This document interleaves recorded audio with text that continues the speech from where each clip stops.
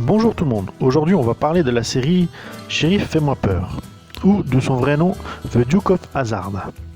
C'est une série américaine de 147 épisodes en 7 saisons, créée en 1979 par Guy Waldron, diffusée en France sur Antenne 2 en septembre 1980, puis sur la 5 en 1986. La série se passe dans le comté de Hazzard, lieu fictif qui se situerait dans l'état de Géorgie. Elle est fortement inspirée du film Moonrunner. Il reprend les noms et les idées du trafic d'alcool, c'est même la Warner qui lui a demandé de développer son film en une série familiale. Au début, elle fut seulement prévue pour 9 épisodes, mais avec le succès, elle a même été classée deuxième série américaine en termes d'audience, juste derrière la série Dallas. Les cousins Bo et Luke Duke sont deux pilotes téméraires qui transportent de l'alcool de contrebande, pour le compte de leur oncle. Ils se font arrêter pendant une livraison illégale et mis en liberté conditionnelle grâce à la promesse de leur oncle d'arrêter de distiller de l'alcool. Le shérif véreux du comté de Hazzard les poursuit à travers la campagne pour les mettre sous les verrous, une bonne fois pour toutes. Car les cousins font souvent capoter les magouilles du shérif et du maire de la ville. Ils vivent tous les deux avec leur cousine dans la ferme familiale de leur oncle Jesse Duke. Luke Duke, joué par Tom Wopa, est un ancien militaire et ancien boxeur. Il est malin, c'est lui qui souvent élabore les plans pour se sortir des ennuis où il se trouve. Il conduit rarement General Lee et préfère la place de passager. Bo Duke, joué par John Schneider, c'est lui qui conduit General Lee. C'est un ancien pilote, il est de 3 ans plus jeune que Luke. Il a un caractère impulsif, c'est la plupart du temps lui qui attire les ennuis. Et il se laisse facilement charmer par les filles pour ne rien arranger.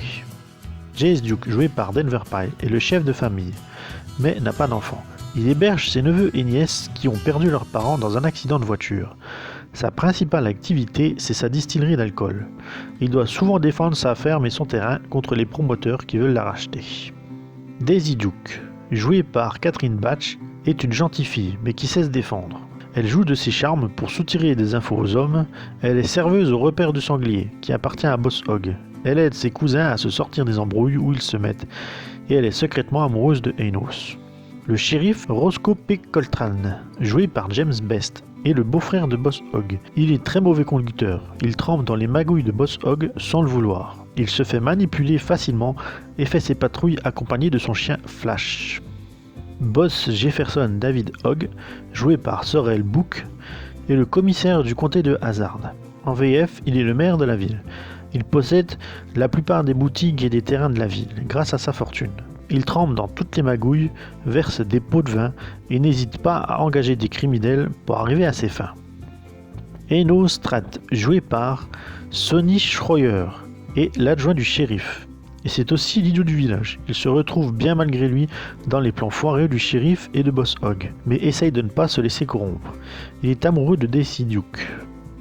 General Lee est une Dodge Charger de 1969. Ils ont aussi utilisé une Dodge de 1968 modifiée en version 69. Elle doit son nom au général Robert Lee de l'armée des États confédérés pendant la guerre de sécession.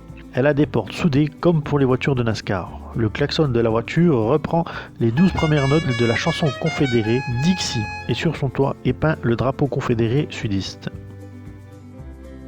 La voiture aurait dû s'appeler Traveler, comme le cheval du général Robert Lee, mais ils ont trouvé plus marquant de l'appeler General Lee. Il y a eu une douzaine de chanteurs de country qui sont passés dans la série, tous pris en excès de vitesse par les faux radars du shérif Rocco, et pour éviter l'amende, ils devaient chanter dans le repère du sanglier. Il y a eu aussi beaucoup de guests qui ont fait une apparition dans la série. La liste sera dans la description, mais personne d'encore en activité de nos jours. La série a commencé son tournage en Géorgie pour les 5 premiers épisodes, puis ils sont allés dans le Warner Ranch en Californie à Burbank pour filmer le reste de la série. Pour faire toutes les cascades de la série, ils ont utilisé un peu plus de 300 Dodge Charger tout au long des 7 saisons.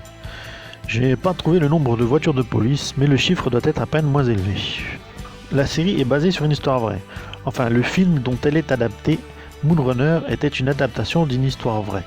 Jerry Rutching, à l'âge de 12 ans, faisait du trafic d'alcool à bord de sa Chrysler 300D de 1958, baptisée Traveler, comme le cheval du général Lee. Il avait modifié pour faire couler de l'huile sur la route pour semer les voitures de police qui pourraient le poursuivre. Il était accompagné de son frère Johnny et sa cousine Delaine, pour le compte de son oncle Warley. Donc on y retrouve tous les ingrédients de la série.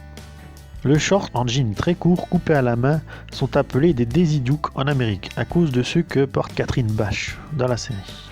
Le président de la chaîne CBS détestait la série. Il en disait que c'était une série de pouilleux. Il était âgé de 80 ans et il ne comprenait pas l'humour de la série.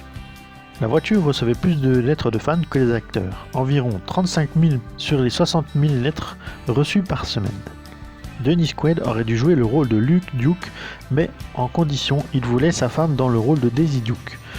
Mais les producteurs trouvaient qu'elle ne convenait pas au rôle, du coup ils n'ont pris personne. John Schneider a obtenu son rôle en mentant sur son âge, en disant qu'il avait plus de 24 ans alors qu'il en avait 18, et sur ses origines. Il vient de New York, mais il s'est fait passer pour un vrai cow-boy avec un accent très prononcé. Suite à une demande de la production, l'actrice Catherine Batch portait des collants pour pas que l'on voie sa culotte dessous son short. Les acteurs de la série Tom Hooper et John Schneider quittèrent la série en saison 5 car ils voulaient une grosse part sur le merchandising de la série. Du coup, il fut remplacé par Christopher Meyer et Byron Cherry qui jouaient d'autres cousins, Coy et Vance Duke. Mais ils font leur retour dans la 6e saison avec une part des bénéfices qu'ils voulaient suite aux mauvaises audiences dues au changement d'acteur. Dans la série, les personnages étaient partis faire pilote de NASCAR pendant une saison.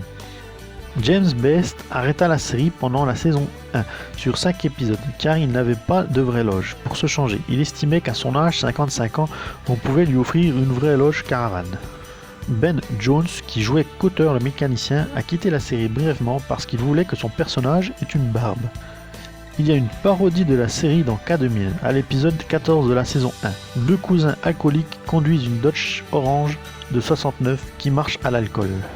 La série fut arrêtée car le budget des nombreuses voitures utilisées devenait de plus en plus gros. Les voitures se faisant rares, elles étaient vendues de plus en plus chères. Et même les plans de saut réutilisés ne suffisaient pas à faire baisser le budget. Ils ont même décidé d'utiliser des maquettes pour la dernière saison, mais ça retirait tout le charme de la série. Une adaptation en dessin animé de 2 saisons en 20 épisodes a été produite par Hanna-Barbera et Warner Bros en 1983. Daisy et ses cousins Coy et Vance de la saison 5 font un tour du monde avec General Lee. Ils sont poursuivis par Boss Hogg et Roscoe. Ils veulent gagner de l'argent pour sauver la ferme de l'oncle Jace. Coy et Vance sont remplacés par Bo et Luke dans la 2e saison. Après quelques recherches, je crois qu'elle n'a pas été diffusée en France. Si vous avez plus d'infos, mettez-le en commentaire. Il y a un spin-off de la série nommé Enos. Ce dernier part à Los Angeles dans une unité spéciale de police suite à sa capture de 2 malfrats dans un épisode de la série Sheriff Fais-moi peur. La série Enos n'a que 17 épisodes. Elle n'a jamais été adaptée pour la France. Il y a eu 3 téléfilms produits après la série. Le premier en 1997 à la mémoire de Sorrel Bouc qui jouait Boss Hogg. C'est une histoire classique. La ferme de l'oncle Jess est menacé de rachat pour y construire un parc, mais Bo et Duke revient à Hazard pour aider Jess et il participe à une course de voitures qui décidera de l'avenir de la ferme. Le deuxième, en 2000, les Duke à Hollywood, est en mémoire de Denver Pyle, l'oncle Jess. Les Duke partent à Hollywood pour chanter et lever des fonds qui serviront à construire un hôpital dans le comté de Hazard. Puis le troisième film, en 2007, Sheriff Fais-moi peur, naissance d'une légende, avec un tout nouveau casting, raconte l'arrivée des cousins à la ferme de l'oncle Jess. Il y a eu aussi un film au cinéma sorti en 2005, où Boss Hogg veut transformer la ville en une mine de charbon. Les films ne sont pas plus qu'un épisode rallongé, sympa mais sans plus. Je n'ai pas vu les téléfilms par contre. Pour les adaptations en BD ou comics, c'est assez flou. On les trouve en crossover avec les personnages de DC Comics dans Great Comics et aussi dans d'autres histoires, mais rien au nom direct de The Duke of Hazard et rien en français. Donc si vous avez des infos sur ça, mettez-les en commentaire, ce serait sympa. Il y a 4 jeux vidéo qui ont été faits sur la licence. Le premier sur ColecoVision où c'est des courses basiques style pole position. Le deuxième sur PlayStation, Game Boy et Windows est un jeu de course scénarisé avec des cinématiques horribles. Le troisième reprend le même gameplay avec juste l'histoire qui change. Et le dernier jeu sur PS2 et Xbox 360 a toujours le même principe de mission scénarisée, mais les graphismes sont plus jolis. Là en jouet il y a pas mal de choses, des figurines, des petites voitures, des poupées style Barbie, des tricycles, des voitures de collection, des trucs gonflables, des autocollants, enfin, il y a de tout, même un boxeur. La série a eu un très gros merchandising, il y en a pour tous les goûts et toutes les bourses. En France, il y a eu 2 génériques pour la série, celui chanté par Noam et écrit par M. Saban qui a servi pour la diffusion sur Antenne 2, et la version originale par Waylon Jennings qui a été laissée pour la diffusion sur la 5. Le reste des musiques de la série sont faites par Earl Hagen, Fred Werner et Diane Hagen, sans compter toutes les chansons de stars de country qui sont passées à la fin des épisodes. Voilà pour cette série qui était un monument américain des années 80. Pour ceux qui veulent se lancer dedans, ça a un peu vieilli, mais c'est toujours marrant à regarder. Et ça change un peu des super machines des autres séries. Là, on voit bien les cascades et les voitures se casser à l'impact. Où on sent qu'ils se sont donnés à fond pour que ce soit spectaculaire et fun à suivre. Bon, n'oubliez pas de vous abonner, on est bientôt à 100, ça serait cool d'y arriver avant la fin de l'année. N'hésitez pas à commenter, à partager, tous les liens sont dans la description comme d'habitude. Allez, bye bye.